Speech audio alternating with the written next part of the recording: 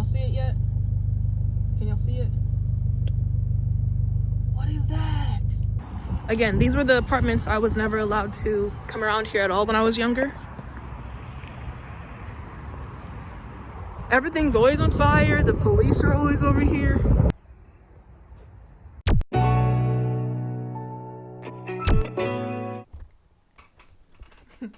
Hello, my favorite people. Today I'll be taking you to my childhood home, which was in the hood.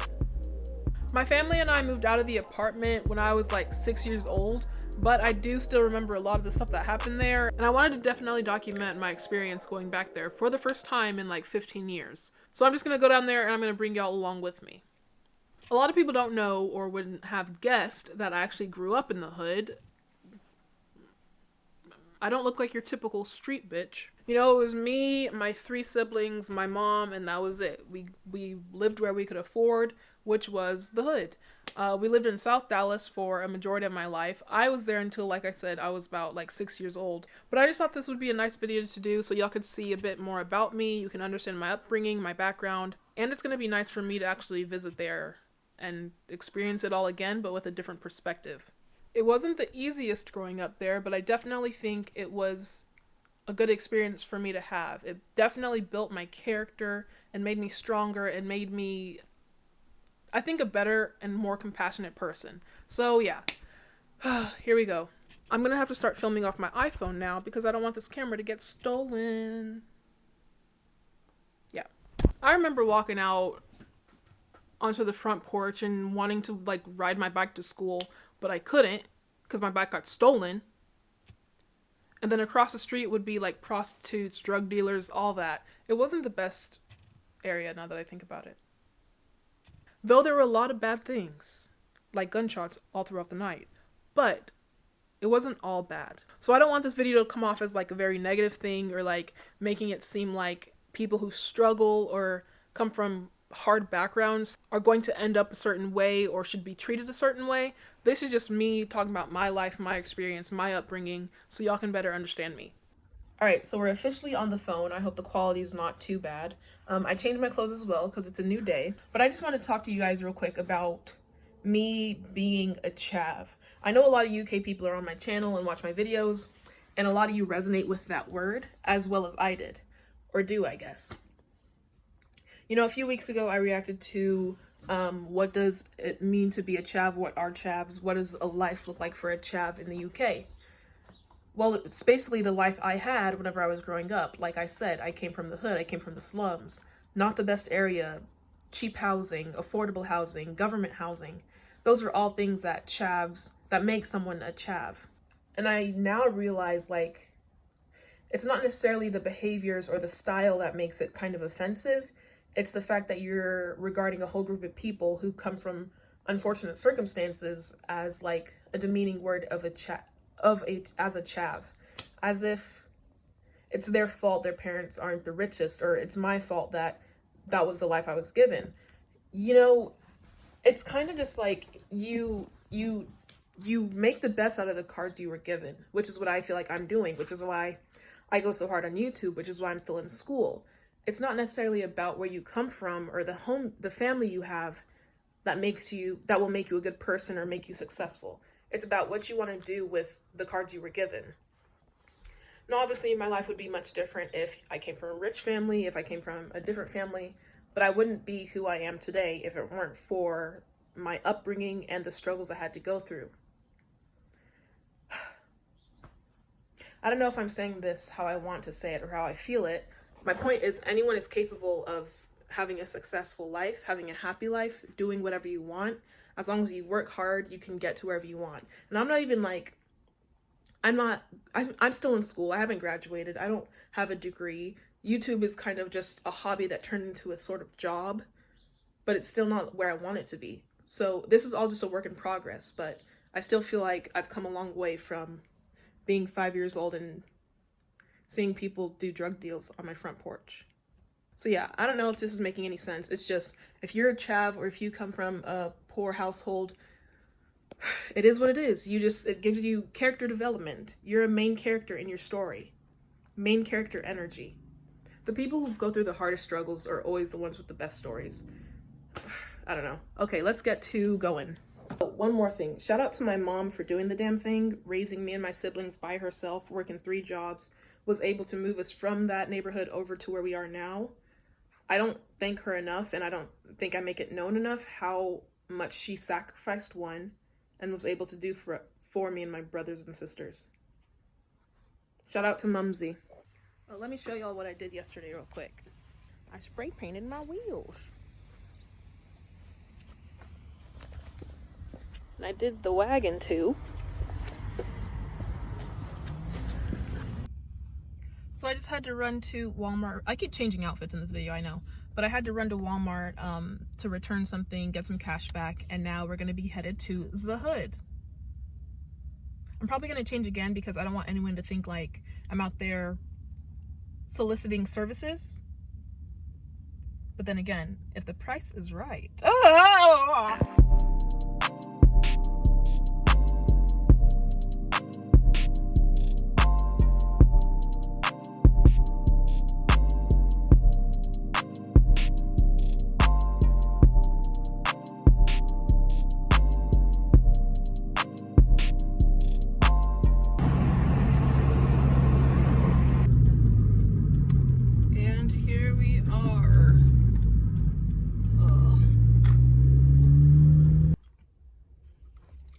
So I made it. I wasn't originally planning of like getting out and actually walking around, but I did find a neighborhood that kind of seems decent that I can leave my car. I mean, I say decent, but look at this. What is that? Their garage is made up of plywood. I found a semi-decent neighborhood where I feel like comfortable enough to leave my car for a short amount of time. But I just wanted to walk around and show y'all where my school was, my apartment that my family got kicked out of, the neighborhood, just everything like that. I don't know if y'all saw, but as we pulled into like the area, there were like homeless people everywhere, lines up at the bus stops. This area is just riddled with poverty. And again, I'm forever grateful that my mom was able to get us the fuck out of here. Because where would I be if I stayed here? What would I be doing right now? Might have been pregnant, might have been on drugs, anything could have happened. So again, I'm just thankful that my mom got us out of here because she already knew what it was. It's just crazy. Enough sentimental stuff. I want to show y'all around, so let's go do that. Low-key, I'm scared, but we're gonna send it. We in a pandemic. Make sure you wear your mask, even in the hood. All right. Ooh, we got a Subi boy. Those were the apartments that I was told to never go through. I might walk over there and show y'all how busted up they are. We're about to jaywalk. Jaywalk. We jaywalking.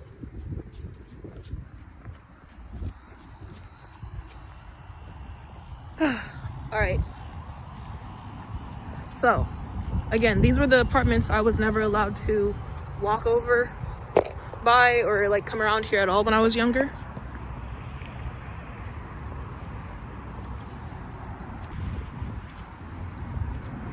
This is the spot where all the like kids after school would hang out, play floor is lava and stuff like that. Even though as kids we knew we were poor, or like we knew we didn't come from like a lot of the same housing and families as our other like friends and stuff, but we were still happy kids. So yeah, it doesn't take money to buy happiness, I guess, even though I said it did in my unpopular opinions video. I'm gonna walk y'all by the really bad area. We're gonna go down that way, see what we see. But every other day an apartment would be on fire, something would be on fire, police would be out here. It's ridiculous. Look at those guys. Yeah.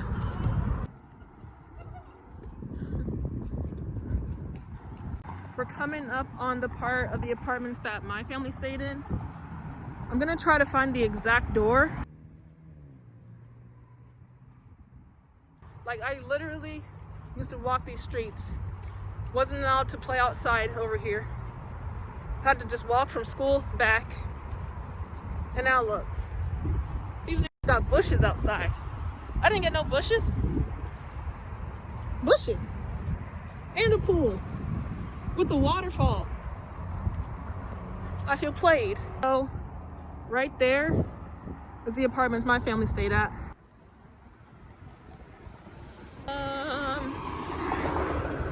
Okay, I'm gonna go. Ugh. It feels so weird to be back out here. Like, it's cool to remember, but also it's giving me weird vibes. Yeah, okay, here we are. Right there, that apartment was on fire. In fact, it's gated off. This is the block that I was talking about with the prostitution, drug deals, assault, all that stuff. All right, here, I guess this is like the main road, like the main intersection. That's where all this would happen. And then down the block, I don't know if y'all saw when we pulled up, but down the block was the 7-Eleven. We're not gonna go down there because all it is a bunch of drug dealers and people we don't want to mess with, so I'd rather just avoid that altogether. I'm trying to find the apartment that me and my family got kicked out of. I just remember coming home one day and all of our stuff was outside. Cups, clothes, everything. Nintendo 64.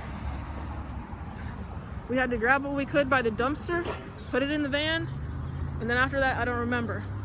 After that, the next thing I remember is we were living. I was going to school with a bunch of white people.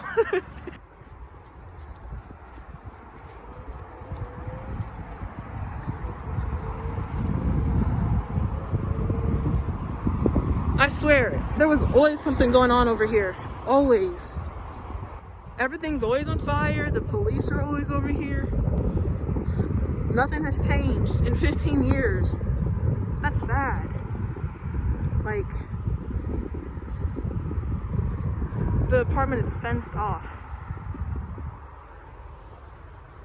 Barbed wire.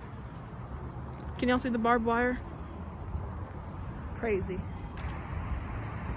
Another thing I remember, you would never see other like races mixing with each other. You would never see Mexicans with the black people with the Asians.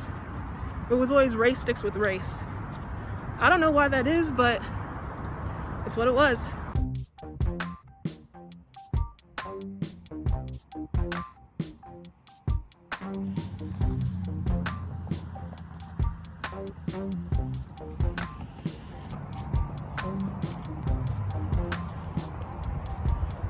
The one thing I do like about this area though, that's better I feel like than where I live now, you can just walk down the block for like 10 minutes and you'll be at like all the grocery stores, the shops, all that. But anyways, we're going to get into the car and then I'll take y'all to my old elementary school. Yay!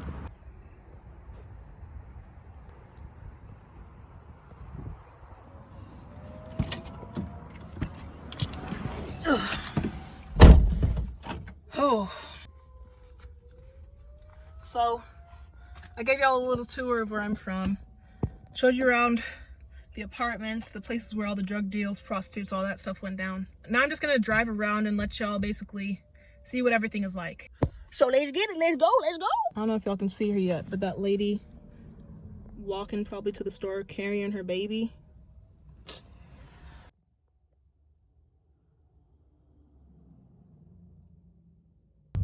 Alright, so the first place I'm going to take y'all is to my old elementary school. Sorry about the lighting, I'm about to fix that right now. So we're just going to go up the block, and I'm going to show y'all around where my school was, where we grocery shopped, the like city part of the area, all that. If you've never been to Dallas, there are good parts of Dallas, but also there are really bad parts of Dallas. Like, I wouldn't advise coming to Dallas and just going around anywhere, because that's how you can find yourself in some trouble. I don't know if y'all can see it, but it says 25-cent car wash over there. So if it's 25 cents, we gotta go, because that's a deal. Let's see if it's really 25 cents. Oh my god, what the f is that?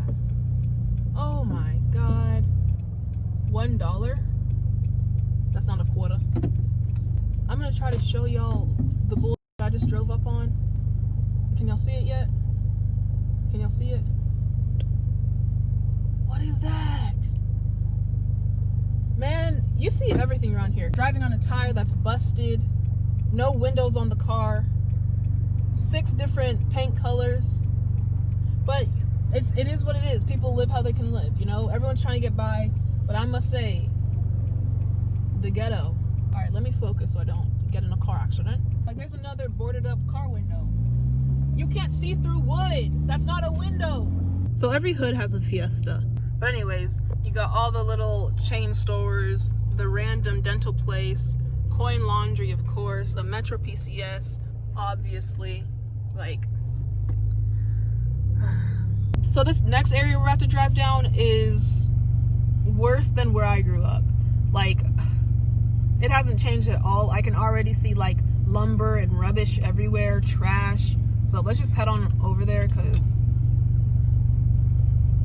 you know, it's funny, I'm seeing a lot of Teslas and Mercedeses and BMWs in this area, but yet the area still looks like the ghetto. Something's not adding up. I don't know if y'all can see it. The Wrld Express. That was the childhood spot.